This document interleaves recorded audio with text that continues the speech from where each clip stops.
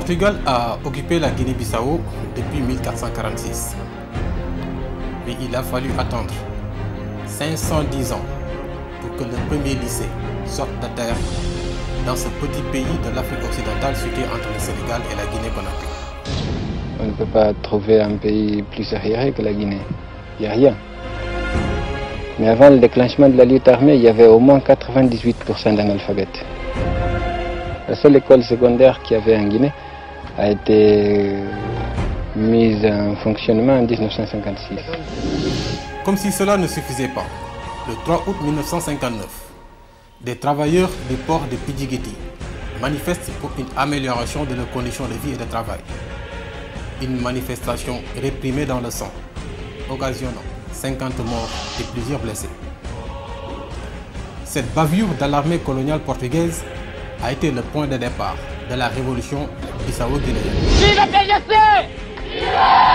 Viva Forças Armadas Libertação Nacional! Viva! Amilcar Cabral, après avoir fondé en 1956 le Parti africain pour l'indépendance de la Guinée-Bissau et du Cap-Vert, PAIGC, a conçu la marche de cette révolution. Il multiplia les contacts politiques, militaires et diplomatiques en vue de doter les futurs combattants de bases solides pouvant venir à bout du Portugal. Et en 1963, le PAIGC effectua sa première action armée avec l'attaque de la caserne militaire de Tite. Ce fut le début de la guerre de libération. La décennie de lutte fut ponctuée de quelques difficultés au plan militaire.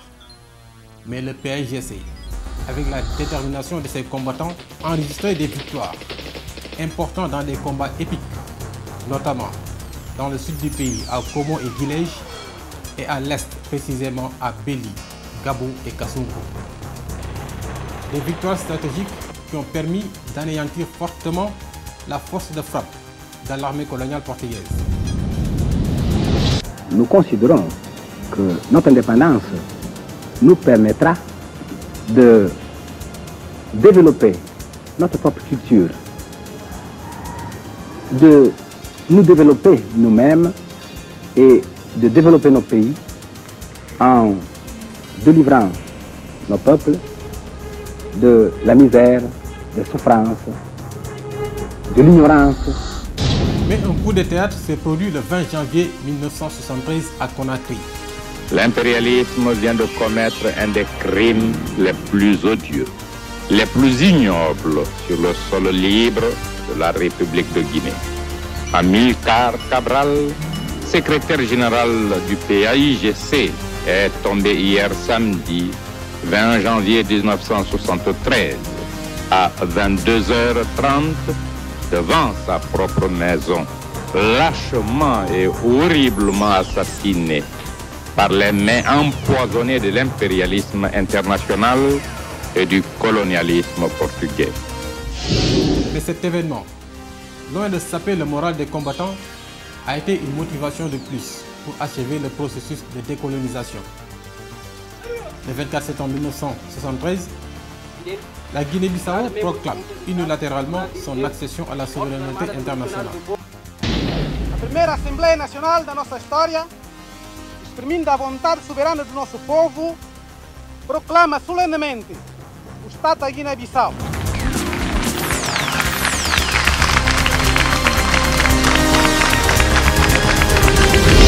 Le Portugal, mis devant le fait accompli, reconnaît l'indépendance une année plus tard. La Guinée écrit ainsi une nouvelle page de son histoire, sans le père de la révolution Amilcar Cabral. Ce qui fait que les années post-guerre de libération n'ont pas été aussi faciles dans ce pays de l'Afrique de l'Ouest.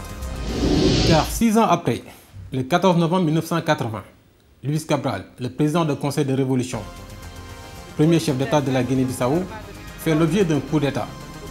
João Bernardo Vieira le remplaça. Et c'est la fin de l'union entre la Guinée-Bissau et le Cap-Vert.